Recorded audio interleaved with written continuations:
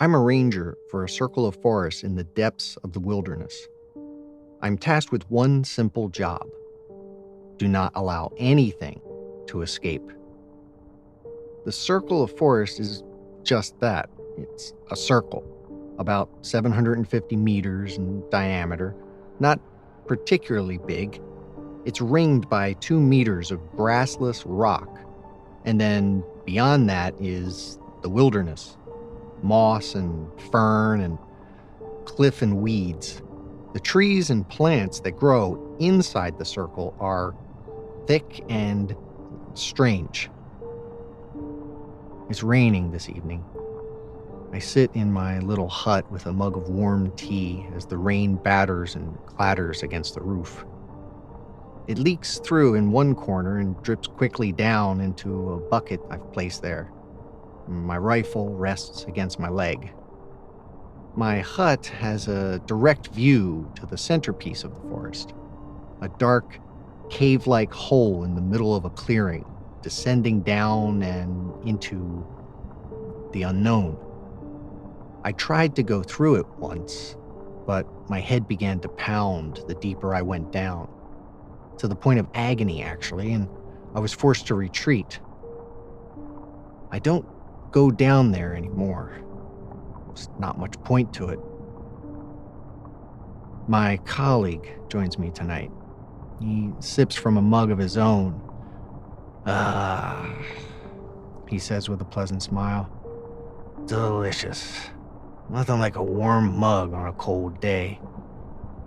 I reply, scratching my beard. What do you think might be coming up tonight, he asks. Who can tell?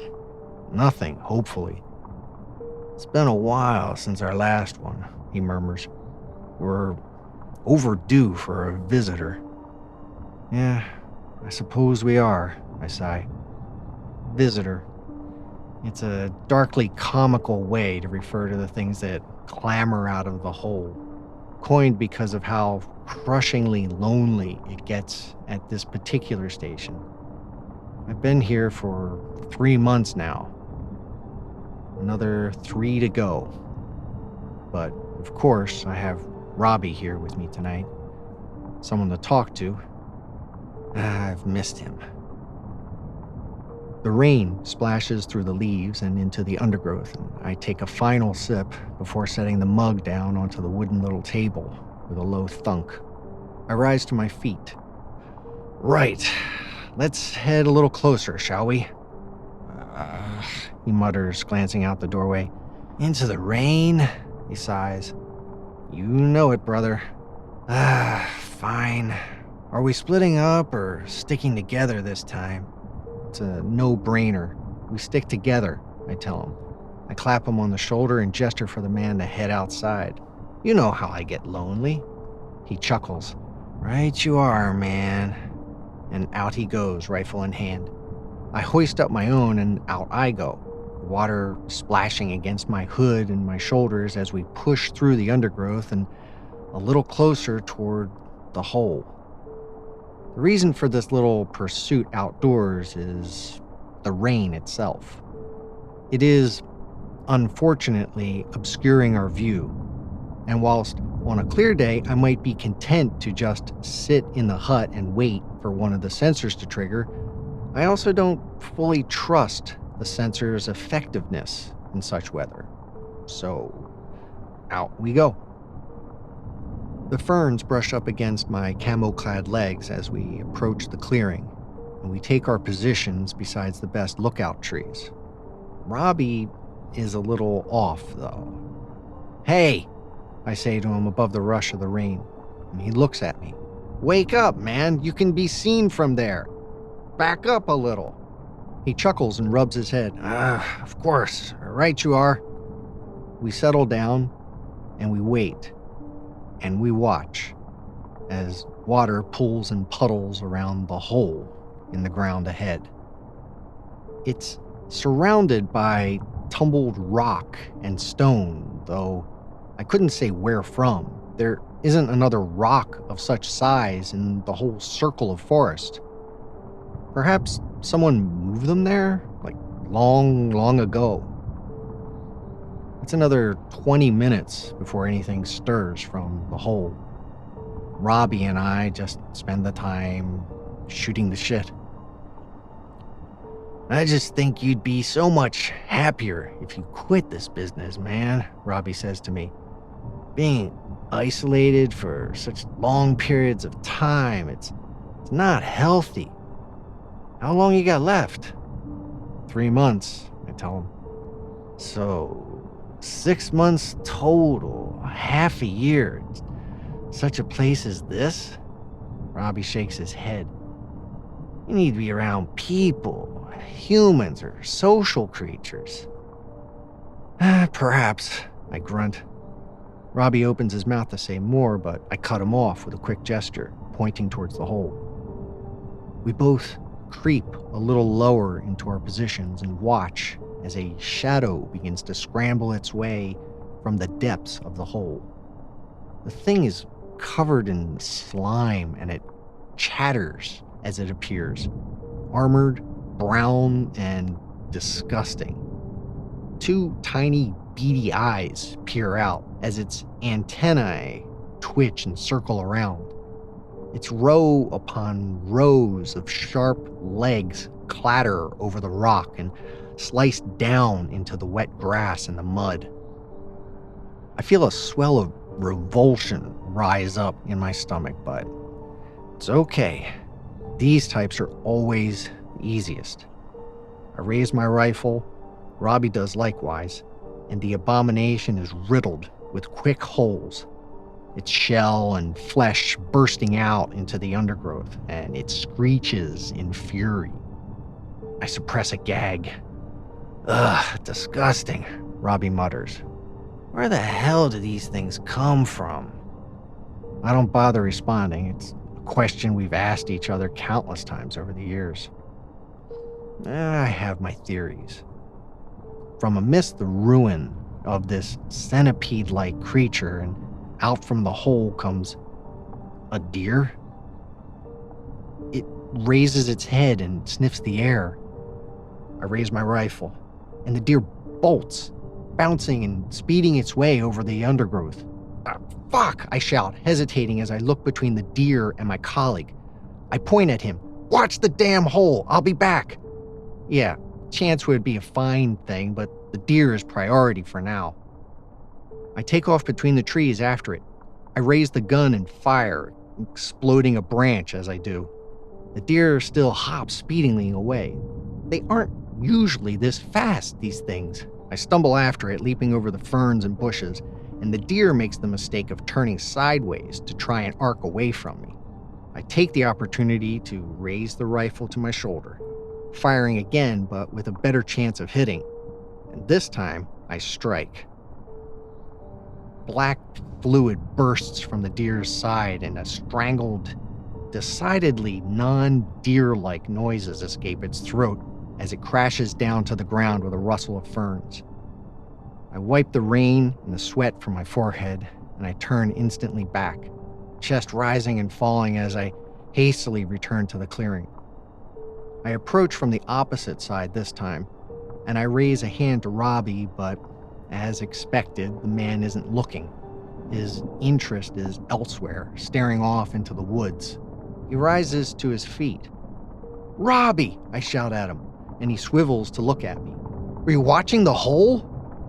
The man does not respond, and movement at the clearing's edge catches both our attentions. An anxious-looking man with a backpack and waterproof trousers shuffles out from between the trees, a crumpled map in one hand. Hello, he says, looking between Robbie and I. I raise my rifle at once, and Robbie does likewise. I begin making my way around the clearing's edge towards my colleague, barrel of the weapon fixed carefully on the stranger. Whoa, hey, he says in alarm, putting up his hands. I don't understand. You guys are rangers, right? I'm not a poacher or anything like that. He forces out an awkward laugh. I'm just lost. Honestly, literally, I'm literally lost. Where are you from? I ask him. I'm sorry? The man replies, adjusting his glasses. I didn't realize I had an accent. A poor attempt at a joke. Another weak laugh. Tell me where you are from right now, or I will blow your head off. I tell the stranger plainly as I reach my position beside Robbie. Speak clearly. I'm from Abendbrand, the man mutters. What? I reply, jerking the rifle. I said, speak clearly. Abendbrand, the man replies, raising his voice, and the terror in his face is quite evident. That isn't a real place, I tell him. What country? I don't. What damn country? This country, obviously. Please, this isn't funny. Just let me go, all right? I'll find my own way, please. I exchange a look with Robbie. Tell me the name of any country, hiker. That's all I want to know. The man shakes where he stands as the rain pours down through the trees. He stutters and mutters, and eventually he manages to speak, though his words are a string of nonsense. I take quick aim and pull the trigger, and a hole appears in the center of the man's forehead.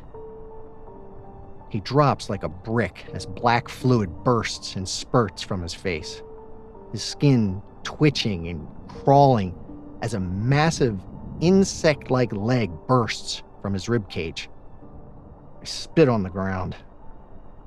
Jesus, Robbie mutters. I considered chiding the man for allowing the creature through, but there's no point, really, so I let it go. The corpse twitches in the grass beneath the rain. Abendbrand, Robbie repeats. Do you think it's a real place, or did he just make it up? A random combination of sounds. Who can say, man? I reply, shrugging. Your guess is as good as mine.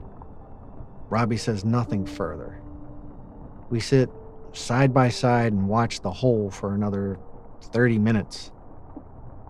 We're quieter this time, but still, it's nice just to have his company.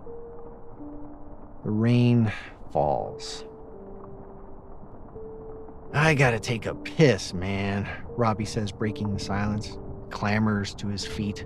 Hey, well, don't go too far. Just piss right there. Huh? I need you alert and active, my man. Just piss right there. Robbie hesitates and gives me a look before shaking his head. All right, man. I'll try not to turn around too fast. Wouldn't want to hit you with my dick and knock you out. I chuckle as he relieves himself against the tree. A chuckle which is quickly lost as a horde of shadowy beings begin scampering out of the hole. Action, Robbie, I tell him. Quick, stay alert. The shadowy beings quickly take shape through the rain. They're all exact copies of myself. They don't make a break for the exit. They run to me. Fuck.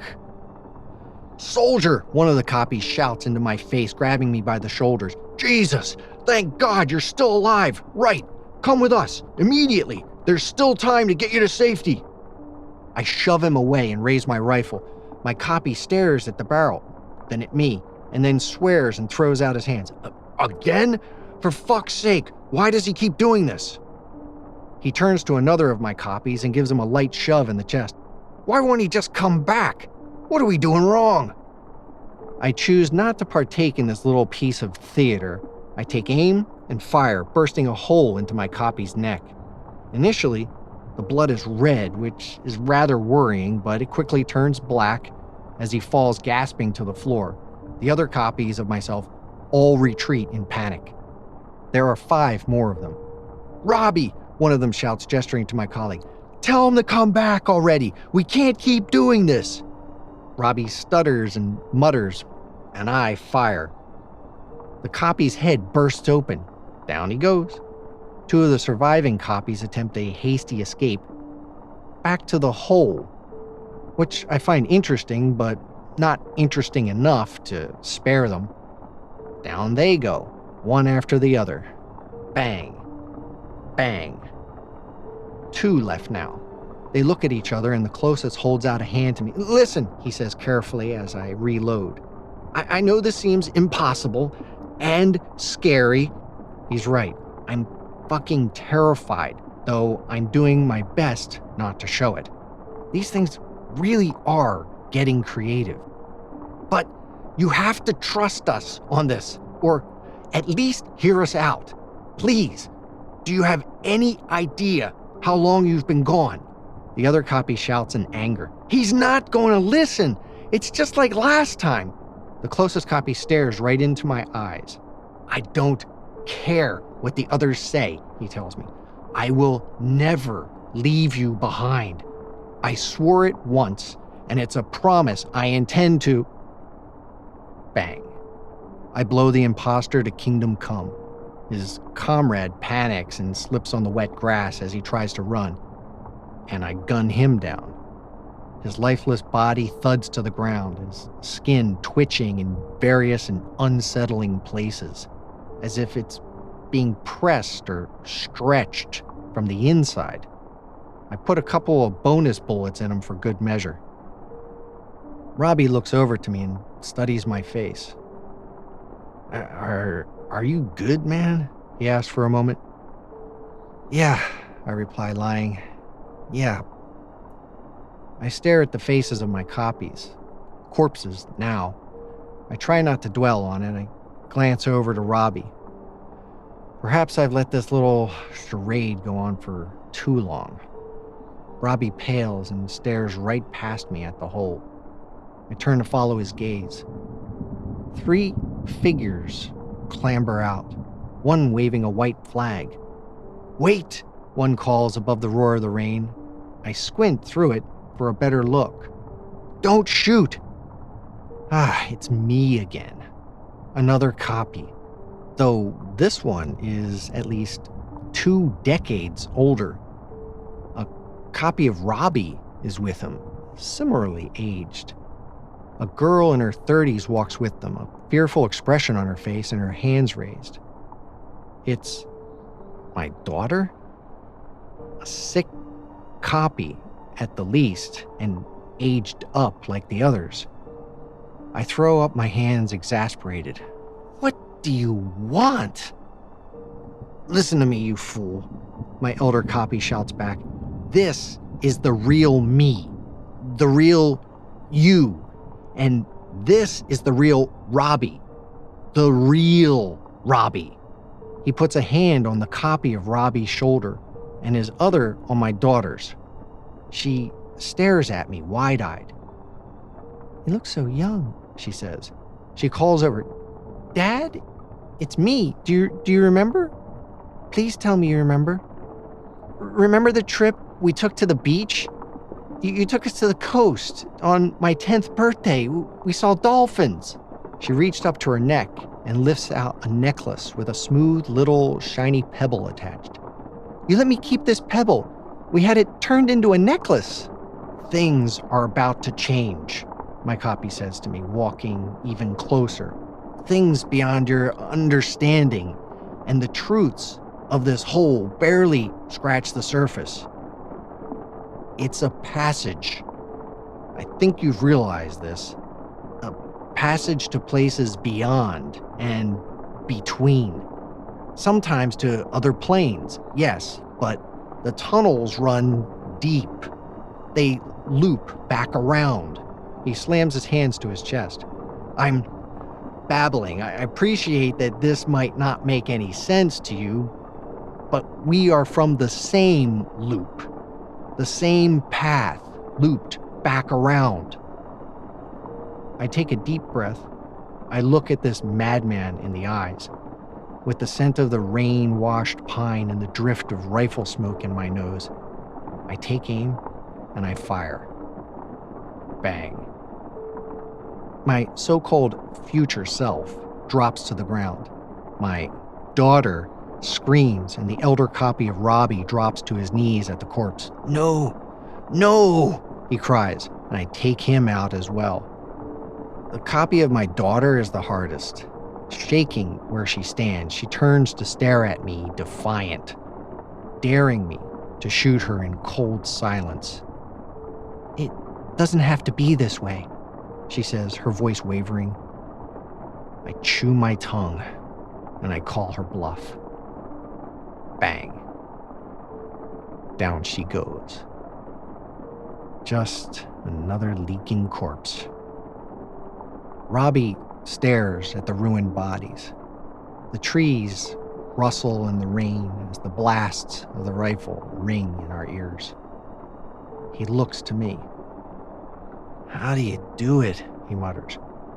"How the fuck do you do it?" I rub the sleeve across my eyes. "I don't allow anything to escape," I tell him. "It's a rule for a reason." You do it so easily," he says quietly, and the disgust in his voice is quite clear. "Is that what you think?" I ask him. I turn to face him, my jaw set as the rain leaks from my chin. "Tell me, Robbie. Tell me if what I am doing is wrong. Should I be letting these things and these abominations out into the world? And where do they come from exactly? If where they're coming from is so great, then why leave at all?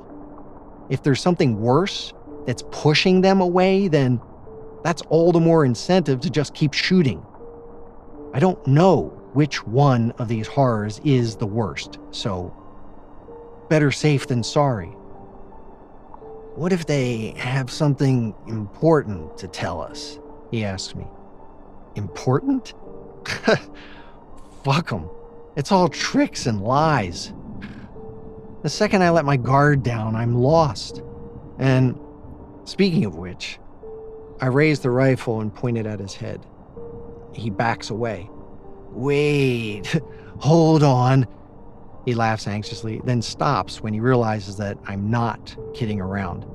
"You've gone mad," he says simply. "You've lost yourself in your head. It's me. It's Robbie." If the things that come out of the ground are so benevolent, then why do they all lie, Robbie? Why do they lie?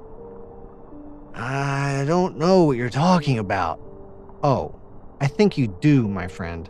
I cock the rifle. "I've enjoyed your company tonight. I really have. You were a strong imitation, I'll give you that, but you missed a crucial piece of information. You always miss something. Robbie is dead. Long dead. Died 2 years ago.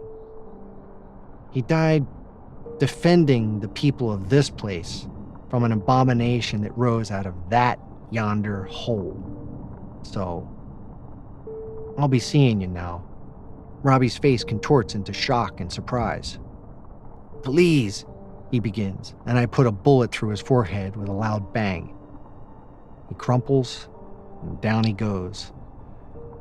Just like the rest of them, that terrible black fluid pouring out all over the grass. Oversized yet still only half-formed insect legs burst from his shoulders and neck, twitching in the rain. I lift my face to the sky, take a slow, deep breath. When Robbie first appeared to me this evening from through the trees, I was too surprised to react. It was a potentially fatal mistake, but for one reason or another, the copy did not use his rifle to shoot me. If he was going to use it to kill me, he could have done so at that very first instant. He didn't. So, after that, I just played along, keeping an eye on him.